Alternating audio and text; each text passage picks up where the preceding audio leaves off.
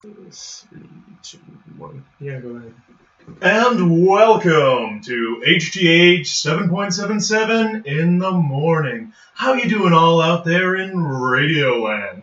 We have a real selection of hits for you today, starting with a bunch of guys with a podcast. So stay tuned, stay chill, and stay in school, kids. It's a good bit. Thanks, I worked very hard on it. I thought you were going to say stay cool, stay chill, and hit the hay. Oh, man. You missed out. Damn it. You already screwed up this podcast. Oh, no. I was about to say before we started recording, we were talking about swearing. All loud damn and like the like C tier swears. C-tier Whoa, swears. don't use any swear that starts with C. No, don't. That's not C tier. Our mom said not to swear. Mom said no swearing. Wow, thanks, Mom. And on Yeah, it's all. and on In the case children listen to this podcast. and on the off chance that my parents actually end up listening to this, you know. See, Also, I can't even. You see, that's the other thing is that I can't, like, you know, I'm an adult and like I feel like I can't swear on Twitter because Mom checks it. Well, that sounds like a whole heck of a you problem. Yeah, like, you know, like, I guess that's just a part of life, but at the same time, like, I'm an adult, you know? Yeah, Emmett's mom. Come on. Yeah, well, this is directed directly at you. And if we want to build up an Also- audience of children, we need to up our shot comedy. Because, you know, you start using cuss words, and your audience becomes all 12-year-olds. Yeah. That's objectively true. Sorry. Anyway, sorry about this, Auntie Sue. Yeah, it's okay. Welcome to Hit the Hay. Hey. Yeah. This is the episode where we know what it's called. where there's hey, we hit it. It's an acronym. You know what? Can I interject? We stopped talking. Yeah, exactly. So, I was looking at that nice little thumbnail Connor put up. And, you had the HTH, but then it said with Connor, Sam, and Emmett, or something along those lines. You didn't line our names with the HTH. And that kind of bugged me. Well, You were that desperate for top billing. Thumbnails are hard. Yeah, I think you're overthinking this one. You're lucky I didn't go with my original design idea, which was to have an actual, like, stock photo of a hay bale with a hand just coming right towards You it. gotta have those watermarks, though. This is like It's like Shutterstock on it. Just says Getty Images. Yeah. So later in the episode, me and Emmett are going to have our debate because he has poor taste. Oh yeah, that's one of the things that we That's made one a of the reference things up on to. the docket. Yeah, Yeah. but not quite yet Yeah. because I want to talk about museums. Yes, museums is one thing that we're going to talk about, and That's I don't true. really know exactly where this came from, but I think it was a conversation between Sam and Connor. Yeah. We're going to expand. Was it? Well, I think we had that. I might have it with someone else. I think you might have. Okay. Well, anyway, does anyone else have anything they want to talk about before I talk about museums? No, let's just Well, jump I right have into one it. thing I want to talk about, but I don't Right. care if it's before or after. Let's talk about your thing first, since in And the now last we've hyped up the museum. last episode we saved the cryptid wiki for later. Yeah. Yeah. Okay, so here's my thing. Why does Hal Jordan, the Green Lantern, one of the Green Lanterns, have a secret identity? Is it Green Lantai? Yes. Plural? Green Lanterns or Green Lantai? Lantai. Anyway. And so, Hal Jordan wears his mask that covers basically none of his face. It's like his cheekbones and his eyebrows, which must be his most distinguishing features, but, you know. So, Hal Jordan will go into space where literally all of his villains and enemies reside and say, you know, so, I'm Hal Jordan, you know, and I'm like... Is that how he sounds? No. Okay. He's like, oh, I'm Hal Jordan, and like, I'm from Sector 2814. So he he's not shy of saying what his name is or Right. where he lives. Right. But Even though he's like giving multiple galaxies as his address, but still. Like 2814 is a big chunk of space. But anyway, so it's not like Hal Jordan doesn't want his enemies to know that he is in fact Hal Jordan, because he tells them, he states it openly. So I wonder if the is it explicit that he's trying to hold up a secret identity, or is he just wearing a mask? It's explicit. And here's the thing. He gives zero gosh darn's mom about anyone in space finding out his secret identity, but he keeps it up on Earth. Right. So, but here's the thing. He's not doing, like, a very good job. No, he's not. Because, now, Superman has no mask, but Clark Kent is actually a fantastic actor. And, you know, if you watch Christopher Reeves, you can see someone who really sells that Clark Kent versus Superman kind of a thing. Sure. He's slouching, he's wearing baggy clothes, he has glasses. You don't think that wimpy nerd at your office who looks like Obama actually is Obama, you know? Okay. Because, like, people don't think Superman has a secret identity. They're just like, oh, yeah, Superman, alien, Kal-El, public figure, lives in the Antarctic. That's how he do. Yeah. No one thinks, oh, man, he must have a secret identity, because he goes with his face open to the public. I feel a little bit bad for, like, making reference to another comedian's bit. But do you remember the Game Grumps episode where they're talking about Batman and Lucius Fox? Yeah. And they're having dinner with a bunch of people. Oh, yeah. And Lucius Batman, will you pass me a glass of water? And he's sitting there totally as Bruce Wayne. And Lucius is like, Batman, can you pass the salt? Batman, Bruce Wayne. Now, back on topic. So, Hal Jordan is kind of going in the opposite direction. He's wearing a mask, showing he has something to hide, and he acts exactly the same when acting as the Green Lantern. Yes. He's that cocky flyboy, kind of a jerk kind of thing going on. Ryan Reynolds kind of thing. Yeah, whether he's ace pilot Hal Jordan or whether he's the Green Lantern. So, like, if anyone knew both of them, it wouldn't be a challenge to be like, oh, hey, that guy that looks exactly like Hal Jordan is Hal Jordan, you know? Yeah. And talks and acts exactly like Hal Jordan. Yeah. But here's why I think it succeeds. Because Hal Jordan is, like, low-key kind of a bum. Okay. So... I know so little about Green Lantern. But the thing is, you know, now... Because he's a Green Lantern, he spends a lot of time in space. He disappears for months at a time to go fight some space battles. To go punch people with giant green fists, because that's what he does. He has unlimited power, and he uses it to punch people in the face. This is Hal Jordan. As one does. Or make plane-themed constructs. One of the two. Thanks, Emmett. Anyway, but here's the thing. Hal Jordan is like, the only reason Hal Jordan holds down a job is because he's in a relationship with Carol Ferris, who owns this aerospace company. Right. This is the only way Hal Jordan is able to hold down a job on Earth. I'm learning things. And it's generally like, she also, I'm pretty sure, lets him crash at her place for that exact reason. As one would. Yeah, like, Hal Jordan... Exactly. Hal Jordan is, like, low-key kind of homeless, and, like, only works, like, maybe 3 months out of any given year at his actual job of being a pilot, like a test pilot. And he only has that job because he's with the boss. Maybe that was the inspiration for Titan in Megamind. Maybe. But... kid that's kind of a loser with a dead-end job. Yeah. Ends up becoming a superhero, and he's a bit of a jerk. Now, of course, Hal Jordan isn't actually a burnout. He's actually part of the Space Police. Right. And the Justice League. Yeah. Except the Space Police low-key don't pay him.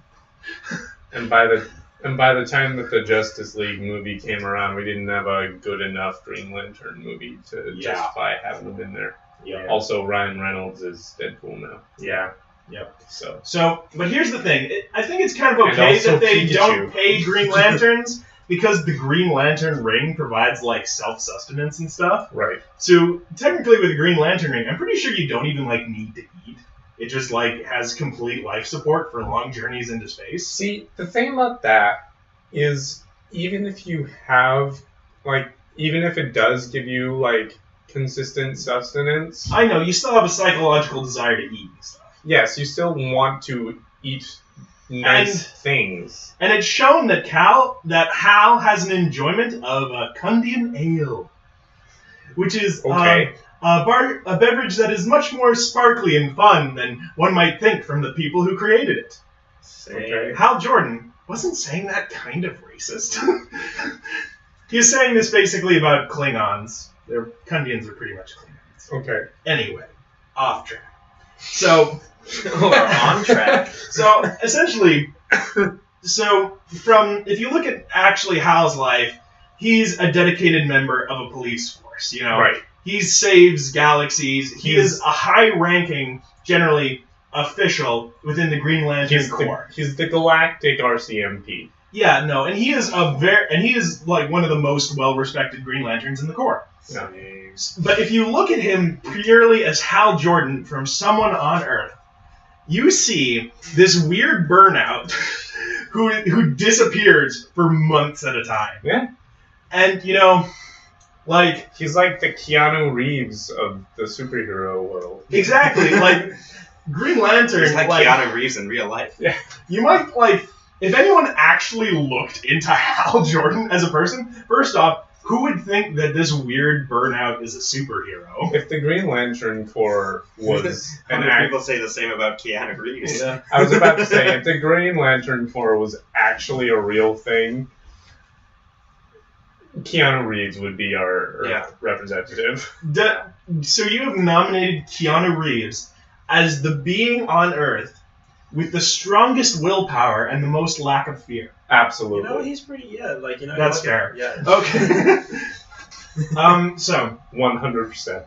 That's fair. It's my man Keanu. but I think that's the only thing that protects Hal Jordan's secret identity, is because he's like such a bum. Yeah. And that's the only reason. Like, Bruce Wayne, public figure, you know. Yeah. Clark Kent, award-winning journalist. I feel like I'm witnessing you, like, finding the answer to your own question. I had already worked it out before we got here. I just wanted to get about it. You just wanted to, like, present your thesis. Yeah. And I mean, I've got the same thing about museums. Yeah. Stay tuned. But we got it. And like Barry Allen even holds down a steady job and has a large circle of friends. Yeah. But Hal Jordan has basically no friends outside of superheroing. And his girlfriend. Well, and his mechanic. These are like his only friends. And his girlfriend. Literally, I cannot think of a human character that Hal Jordan interacts with that does not know his secret identity. His girlfriend? Yeah, well, she's Star Sapphire. Oh. Does he know that? Yeah. Okay. Cool. All right. Well, and then there's Thomas Kalmaku, who's his, confidant and mechanic. Of course, Thomas Kalmaku. Yeah, and so he knows. And then there's... How could we forget? And then there's his brother. I want to say... Thomas Kalmaku? No. Is his brother Martin, or was his dad Martin? Anyway. I think his dad is... I think his brother... His dad, but his brother and his niece and his nephew, like... Two nephews? I don't know. Maybe. But point being, every person like Hal Jordan has any sort of relationship with knows he's the Green Lantern. But he's still such a solitary figure. Yeah. Who spends no time on Earth. So who would even have the time to investigate? I have friends like that. Yeah. So do you think time on Earth? Do you think any of them are secretly spending their time as superheroes? I wouldn't question it. Anyway. It's like someone's got to do it. Yeah. So that's how Hal Jordan maintains his secret identity. Next question is why? I don't know if I want to take the time to figure that out. I also don't feel like I'm informed enough. Yeah. Well, I'll tell you real quick. Because Hal Jordan, he's a public figure in space. Yes. he is like one of the faces of the Green Lantern Corps. Yes. And I think Earth is just low-key kind of like where he goes to unwind. Like, okay, he might, stop a building from falling down or punch a bank robber with a giant green fist, but Earth is where he spends his downtime mostly. Right. Unless he's like hanging out with his pals in the Justice League. So or I his think the girlfriend. Yeah. Or Thomas Kalmaku. Yeah. Or his brother. Or his niece. Nephew? I know also he has named Thomas Kalmaku. Yes. So point being, I think he only he just doesn't bother to tell the population of Earth he's Green Lantern just so he can come back to Earth, chill, and have some peace and quiet. Maybe. And stop being a public figure for a while. I also feel like, I don't know how meta some of these worlds are, but I feel like once you know that you're kind of a superhero, you're just like, well, standard procedure, gotta have a secret. Well, here's the I thing. can't let anybody Not know everyone can be Iron Man. Yeah. Well, that's probably what started it, but every other Green Lantern on Earth, except for one, has gone 2 minutes with the secret identity and been like, I don't need this. Why do I need to hide who I am? I'm one of the space cops. Yeah, like Thomas Kalmaku. But no, Guy Gardner, Jon Stewart, and Jessica Cruz, none of them have a secret identity. The only one who does is Simon Baz, and that's because people think he's a terrorist. Friggin' Simon. And that was just a misunderstanding. Of course. But he has a legitimate reason to hide his identity, and he uses a mask that covers his entire face. Nice. So, there's no mystery there. But that's my feelings on Hal Jordan's secret identity. We did it. I'm glad we cleared that up. It only took 15 minutes. Yeah. I mean, hey, I'm not going to spend nearly as much time about On the museums. Yeah. So here's my thing on museums. I want to start a museum. And you know how every now and then, I don't know how many people do this, but every now and then you see something that is just such a strange microcosm of today's culture that you just say, this belongs in a museum. Like Hosier? Sure. The person, I mean. Yes, he belongs in a museum. A meme museum? A No, museum? not a meme museum. That would be A a different thing. museum? I think meme. It's just a museum. a museum. A Meme-seum. A meme? But just a museum of things and or people, of stuff that you feel like belong in a museum. Yeah, that's fair. It's not like a museum of natural history or a military museum. It's just a museum of things. Contemporary history? It's like a public time capsule. So would this museum, constantly be, discarding? Yeah, getting rid of stuff and replacing Maybe. it with more contemporary Yeah, as you kind of realize that things are kind of irrelevant. So it's a museum you can go to and be like, hey, this is this thing that you see every day. Yeah. Wow. I would sounds also pretty meta. I also feel like it might be a useful tool for people who feel out of touch with culture to go to the museum. Go to the museum. Oh, if you've been Captain America? Yes. I had to take a second to figure out what you meant, but yes. If all the guys in your barbershop quartet are dead? Yeah. Frig. Yeah. If you've suddenly just stumbled into society and you're about 70 years out of the loop. If you got Avatar Aanged. Yeah. And you gotta figure out what's up with the kids. And you're like, wait, people can sit in whatever part of the bus they want? Exactly. You go to the museum, and it's called just that, just the museum. Museum. And you'll learn about what's going on in the world. Oh, that's interesting. Right? Yeah. Oh, can I have a real quick museum rant? Yes. Okay, It better be real quick. This is about any paleontological museum. And, hey, if your job is to educate the public, I don't have a problem with retro paleo art, as an art form, or even retro-style paleo art as an art form. But when you are the primary source of education for the public on paleontology, and you're presenting, paleo art from the 80s or from, the 50s that is wildly incorrect, You are enforcing the public's refusal to accept dinosaurs as modern scientists know them. What? Can you give me a little brush up on what paleo art is? It's people drawing dinosaurs in it. Oh. Okay. So it's like artists' renditions of what this dinosaur might look like. Yeah. Well, they might just still have that old paleo art up from the 80s because they're too lazy to replace it. Or because they think it looks neat. Yeah, and it's that would be an expensive thing, and then the new paleo art they put up there is going to be outdated in 12 months. No, but people are going to a museum and they see, oh yes, Tyrannosaurus rexes were scaly creatures that were shrink-wrapped and their tails dragged on the ground and they have brains the size of walnuts, of course. All of my preconceived misconceptions about dinosaurs are true. My views have been validified. Validated? No. What? I see what you're saying. And if they do put it in, they could at least put a sign saying, hey, this is some retro paleo art. This isn't what dinosaurs look like. Listen up, Royal Terrell. Yeah, we're coming after you. You're on the top of my list. Ooh. Sam's going to walk in there one day. He's going to talk to the random person who's sitting at the front desk who had absolutely nothing to do with the curation Can I talk to And he's going to give them... Can I talk to Mr. Terrell? Where is Royal? Can you dig him up? I actually know a guy from that area whose name is Royal. Interesting. Is his last name Terrell? No. Shoot. Irrelevant. The search continues. Yeah. Frig. May I speak to one of your finest dinosaurs? I want to speak to that skeleton. No, I'm just going and I'm pointing at all of the models and the paintings in the Royal Terrell Museum and I'm going, wrong, wrong, wrong. Do you do that when you get to the window where you get to see the people working on the fossils that they're wrong? They can't hear you.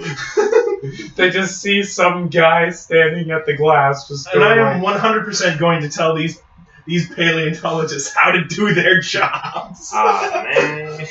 Shoot. Rip. Show some respect. I've been on Wikipedia for some time. I have the superior knowledge to then your degree. But no, actually, seriously, they have these murals, and it's this is what people in the 50s thought a dinosaur looked like. And you're putting it in a museum, a place that's supposed to educate the public. Yeah, they're educating people on what people thought dinosaurs looked like in the 50s. Yeah. That's not what people take away because it's not labeled as that. Second, they didn't have dinosaurs in the 50s. No, they didn't. Dinosaurs haven't been invented yet. No. The dinosaurs have been dead for a little while before the 50s, I thought. At least the 1930s. No, all dinosaurs went extinct in 1858. I don't remember that. In most parts of the world, but there were isolated pockets of dinosaurs. And now we're back at the cryptid wiki. I don't remember that in Back to the Future. And remember, kids, there's no taxonomical difference between dinosaurs and birds. Well, theropods and birds. There are birds. Birdopods. There's birds. There's birds. Burbs. It's suburbs. Birds in the burbs. That's what this podcast is birds now called. The birds and the burbs. The birds and the burbs. All right, son. Time to sit you down. Sit down and have a little conversation about now, son, the birds and the birds. Men are like birds and women are like sidewalks. When sidewalks don't like it when birds walk on them. So now you know, son. Someone remind me why exactly they call it the birds and the bees. I've no idea. Known that. I've never experienced that as an actual metaphor. I don't think. Just as a euphemism. Yeah, I don't understand. Neither birds nor bees are particularly phallic. Nor do they It's always in these situations that I try to remember what the opposite term of phallic is, and I can never remember it. I don't know either. Yeah. And now I feel bad. Yeah, now we're a bunch of men in a room trying to think of other words for anyway. Yeah. Shoot. We can't. Well, I said phallic, so I could probably say vagina. Yeah. Yeah. But I'm not. That's not the word I'm looking for. And then there's a specific word that's the counterpoint to phallic. I don't know. This is an etymological. This is a word discussion that we're having here. This is educational content. The patriarchy is strong in these ones. Yeah. Oh wow. Well, kids, now you know that gender studies should be taught in school. Should be mandatory. Maybe, I don't know. No, I mean, I think it's important. I don't know if we should be having this discourse on this podcast. Well, not mandatory necessarily, but maybe more readily available. Yeah. Well, I think, it's just important for people to actually learn rather than grow up ignorant by choice. I would say because, in high school, you get those, optional courses. So, yeah, well, we didn't, because we went to private Catholic high school, and they don't offer that sort of stuff there. I'm just saying, we didn't have a shop class either. I'm just saying, the school that I did a practicum at, I sat in on a law class. Oh, I had a law class. Yeah. I was actually top of my law class. If you're going to have a law class in a high school, why not freaking have a gender studies class? Yeah. Well, maybe high schools do have gender studies class, and we just haven't been to one. Mm-hmm. Or, we just missed it. Yeah. We're too late. We missed the boat. Yeah. Oh, well. Or we were too early. Oh, hey, guys, do you want to have that Loudred discussion? Hey! All right. In this corner. So, how I want to start this is, Sam, you and I are going to give our relatively unbiased descriptions. Well, Sam's not unbiased. He's pro Loudred. Sure. Okay, so I'm pretty. I'll consider myself the middle ground. Yeah. Okay. Yeah. We'll start with Sam giving his description of Loudred. Yeah. For our uneducated audience. Then I'll give my take on him, and then we'll end it off with Emmett's thoughts. Okay. Yeah, that works. All right. Okay. So, Sam, for those who may not be familiar with Loudred, okay, educate us. Loudred. Oh boy, Loudred. I made a mistake. He's purple. Yeah. He has large teeth. He borrows design elements from hippos, but is a biped. His ears are based on speakers. He has a large mouth because his bit is screaming. He's the loud Pokemon. He has yellow lips. He has eyes. He's vaguely hippo-like. Loudred.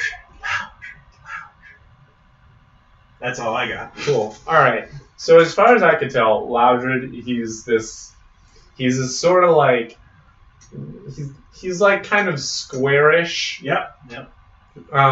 He's like 90% mouth. Yeah. His mouth, as it appears, is of a square form. Very very wide jaw span. Mm-hmm. Sure. For a lack of a better phrase. And yeah, he's purple. He stands on 2 feet. And he's got the yellow lips. He's got 4 pointy teeth. Well, they're not pointy. They're very cylindrical. Yeah. Well, and he's got elbow tubes. Yeah, he's got elbow tubes. Yeah.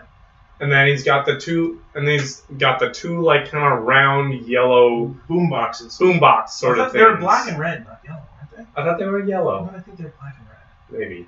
Anyway, and he has a Wi-Fi signal on his back. Yeah. A little tube tail. Yeah. I wonder what biological function that serves. Yeah. Who knows? Emmett. Loudred looks like a purple, formless abomination that God looked upon and wished never existed. Loudred looks like if pain incarnate was a living being, and it knew what it was, and it felt that pain and wanted other things to feel that pain. Loudred looks like Loudred looks like. It looks like it hates me. Every time I look in its eyes, even a still image of a Loudred whether or not it's doing anything at all, it just looks like it wants me to be angry, and it wants me to be upset, and it achieves that goal wholeheartedly. Loudred is like it's like basically like not even like a child's graphic design skills could like create something that looks so like formless and terrifying. It's like the thing that I've seen in my nightmares for the past 2 days. I've not been able to sleep because it screams at me while I sleep. This is Loudred. Just look at let's go to the name here. Loudness and dread. Two things that are not good. Two things that are very bad. And that looking at a Loudred, you can tell two things: that it will be loud, and that you will feel dread. Loudred is like a big purple.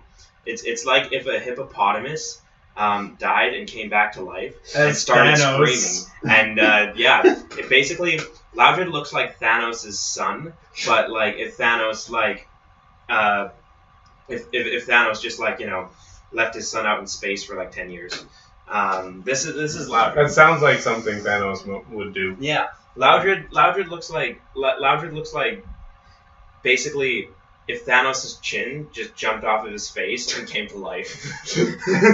That's what Loudred looks like. You kind of have a point there. Loudred looks like it's in pain, and it deserves to be. Have you ever seen a Loudred smile?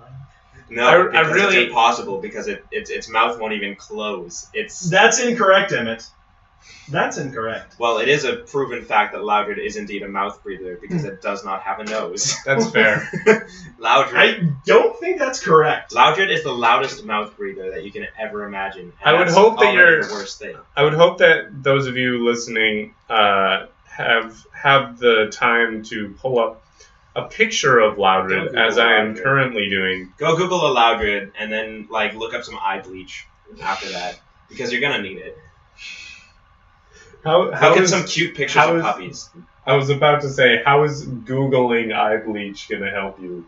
Well, that's you get pictures of puppies and pictures of kittens because you're gonna need something that'll erase that horrible image that you just. So that one's not smiling, but there's an image of a Loudred with its mouth closed, Emmett. And it does look like he's got something of a nose. Yeah. So. Yeah, but I don't think it works. It's like one of those. It's like he has nostrils. Yeah, but he also has he's got a uvula. It's uncanny. And you're right. It's actually not even red and black. It's like pink and black. Yeah. On the speaker things. He's not screaming. He's dancing and singing. Yeah. He's having a jam. He's having a good time. No, Loudred is not having a good time. Loudred is having a bad time, and he wants you to have a bad time too. And the fact that you've been seduced by Loudred already means that you're too far gone. If Loudred wants me to have a bad time, he's failing. I'm having a great time. Loudred is in a great mood right now. Loudred is Loudred's basically the epitome of everything in this world. Honestly, the first. If I was gonna. Oh my gosh. You can't show me that. And that's amazing. I love that. I brought up a picture of a chibi Loudred that you, on the radio, will never see. And it is not cute. It is painful. If you look at it for too long, I think you'll eventually die. Oh my gosh. What is it? Hang on. I'm trying. I want. This is quality audio experience here. What is this supposed to be? What? I don't know. What is that? I think that's a fan-made Mega Loudred. It would be Mega Explode. Yeah. Emmett, how about this? See, Whismer, whatever. Wow. I don't want to look at that. Loudrevine. Whismer, whatever. It's fine. It's not like the ugliest Pokemon, but it's not great. Exploud, its evolved form is pretty cool. But Loudred itself is. He's dancing. He's having a good time. He's not dancing. He's thrashing about in pain. He's his own party. And his party is the worst party you've ever been to. His party is the one where the music's too loud that you can't even talk to the cat because there's nobody else to talk to. That's the kind of party Loudred throws. It's the kind of party where you're trying to You're trying to find a corner to sit in because you don't want to actually be social, but you can't because it's too loud, and Loudred is literally right there next to you, breathing very heavily, and it's like, you know, the worst kind of ASMR. What kind of music do you think Loudred plays? Loudred doesn't play music. No, Loudred plays white noise. I think he seems like a thrash and metal kind of guy. I think Loudred just plays country music. I was gonna say he plays Zydeco music. I like Zydeco. I don't have an opinion on Zydeco. I'd have to listen to something immediately to remind myself how that sounds. Yeah, well, it's like Zydeco's in New Orleans. I want to say Louisiana. I know. It's like the do do do do do do do do. Like, yeah, it can be a jam in its own right. In any case, but it's also a little obnoxious. Why don't you vote at home in the comments? I know I'm the only one that leaves comments, so I'm going to win. It's true. Did you leave a comment on the last video? On the last podcast, he didn't, but he left one on. I left a first comment on. Yeah, you left it on. Was that on the Dream Daddy or? I think it was. Yeah. Okay. Yeah. Yeah. Loudred still sucks. Loudred's still great. Excuse you. I don't have a feeling one way or the other. But Emmett, can we agree that Spiel is pretty dope? Spiel is pretty good. Yeah, I like Spiel. Spiel's a good boy. Yeah. Spiel. Yeah. Well, love me a Spiel. Spiel is good. What was there's the other sort of like seal based. Oh, Seal and Dugong? No. Yeah, Dugong. Yeah. It's just like the friendliest looking thing you've ever seen. I'm gonna say I prefer the Spiel line to the Seal line. One, because it's a less lazy pun. Yeah. Like, plus you get like calling them Seal and Dugong. You gotta try harder, Vladimir, Pokemon designer. Plus you got freaking like Walrein. Walrein is a beast. Walrein is a Chad. Yeah. You're right. Walrein's like a very Chad Pokemon. But he's like a chubby Chad. Yeah. No, yeah. He's an absolute unit. He is. Yeah, well, and I feel like... Oh, Lord, he coming. Now, and I feel like we've gotten to this where I say Celio is a weak link. Celio is the... middle one. Yeah. It's a weak link. Yeah. I mean, middle evolutions are... Is that rarely an improvement. No, I got it. I remembered what it looks like. You remember Celio? Yeah. Celio is a weak link. I mean, here's the thing. Thoughts on Primarina? Which that's a Gen 7 starter. Yeah. I don't know. I wasn't really impressed. I think everyone likes. I think everyone can. What was it, Rowlet? I love Rowlet. Yeah. Yeah, Rowlet is Decidueye is freaking dope. No, these are some quality Pokemon. Yeah. Like, you know, Incineroar was cool. It was cool Incineroar was in Smash, but I wouldn't be happy if it was Decidueye. Yeah. Well, Incineroar's got a fun pro wrestler heel thing going. Yeah. Decidueye was in Pokken Tournament, though. Yeah. Oh. He's pretty cool. Mm-hmm. But it would have been cool to have... Like, I mean, there are some, like... Well, Greninja's already got that sneaky Pokemon thing down, though. Oh, Greninja is my favorite of all of them. Greninja's every cool. starter? Well, no. My favorite Pokemon is Infernape. Really? Yes. Now, if we're limiting this to starters specifically, then I would say Cyndaquil or Bulbasaur. Yeah, pretty even. I will say he's my favorite Pokemon mainly for sentimental reasons. A, because Pokemon Platinum was the first Pokemon game I ever played. We played Diamond first. Yeah. We had an Empoleon. Nice. Yeah. But also because I used to watch the Pokemon Diamond and Pearl show. Oh, and that's like... Paul, he abandons his Chimchar, and Ash takes it in and raises it and uses it to defeat Paul. But, like, the fact that, like, the Infernape has the, like, flash fire issue where, like, as soon as he has low HP, he, like, kind of loses control and goes absolutely nuts and almost kills Ash. One could say Infernape goes apeshit. Yes. Emmett. That's too late. I've already... but there's a part where Ash is, like, fighting in, like, the Final Four, or the Elite Four, and Infernape gets to a point where, like, his Flash Fire is activating, and he, like, kind of staggers up, like gets himself back on his feet, and Ash is like, I don't know if this is gonna work out. I don't know what's gonna happen. And Infernape just kind of like turns around, and his eyes are like on fire, and just like looks over at Ash and is like, "We good."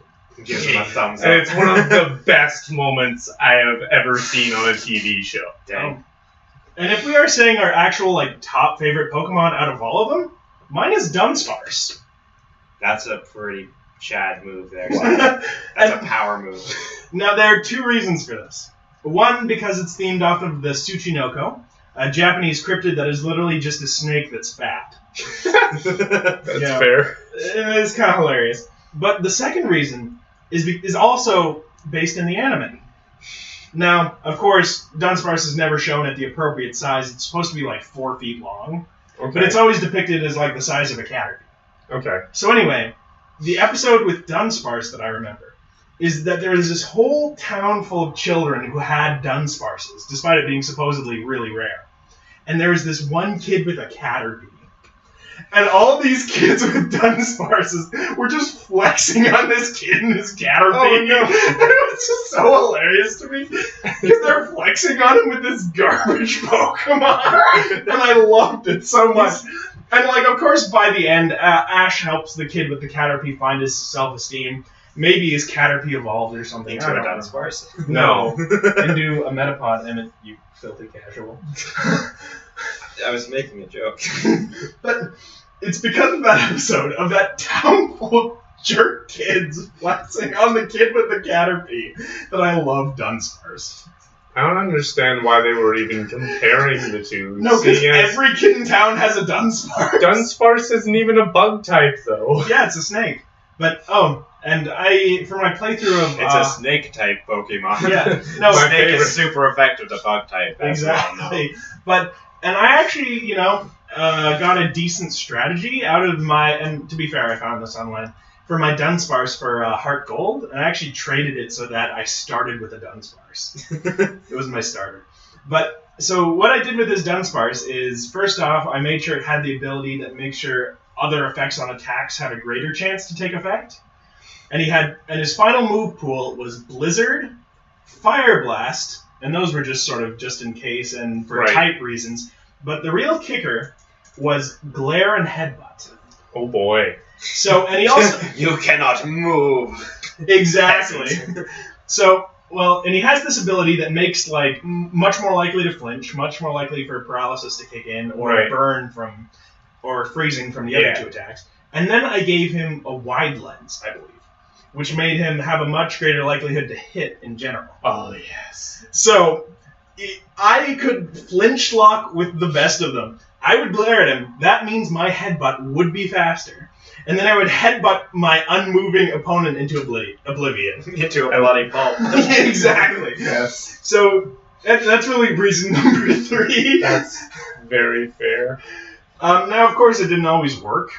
Yeah. It's still, there's a chance that it won't flinch. There's a lot of places where this plan could go very wrong. Doesn't work on ghost types, and I was too lazy to get a Pokemon with Odor Sleuth. Well, at least then you still have Fire Blast and Blizzard. Yeah, so, Yeah. And Dunsparce was oddly one of the tankiest Pokemon I had on my team. Nice. But that's because it was, like, low-key the highest level, and I fed it a bunch of vitamins. Nice.